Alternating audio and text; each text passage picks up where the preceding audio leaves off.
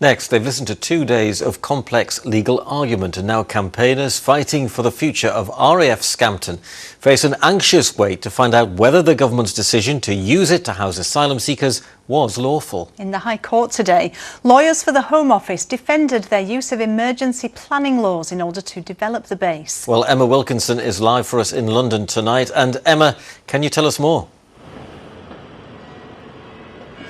Yes, those planning rules you mentioned there, they allow development in an emergency, but only for up to 12 months. And the Home Office told the court today that since the pandemic, there has been a dramatic rise in the number of asylum seekers needing accommodation, and that when it made its decision to use Scampton back in March, it was housing 48,000 people in 380 hotels. And it said the risk of destitute asylum seekers becoming homeless is an emergency. And it said indeed there had already been an emergency situation at Manston Asylum Centre in Kent, where it said there had been dangerous overcrowding, and so its plan for Scampton, it said, would help avoid emergencies such as that. And Emma, what about this question of how long they intend to use Scampton?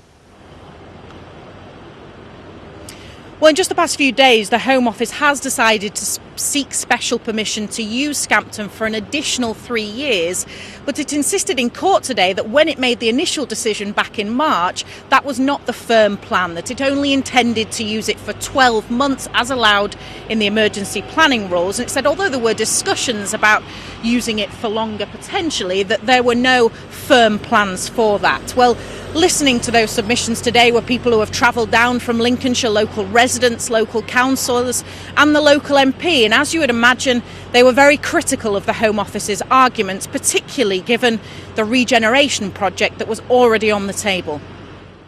This jeopardises this £300 million development bid for Scampton. It's a once-in-a-lifetime opportunity in terms of that regeneration project for Scampton. And it's still at risk. How much is riding on this?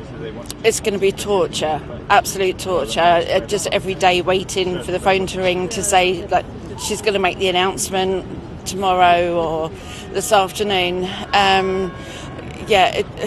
Everyone's going to struggle because it's getting sort of close to the date when they want to move people on now.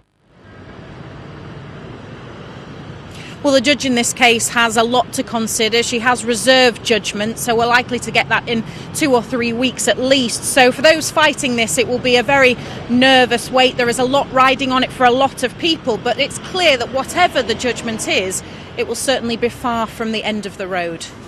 Yes, indeed. Thanks very much indeed, Emma. Emma Wilkinson there in London.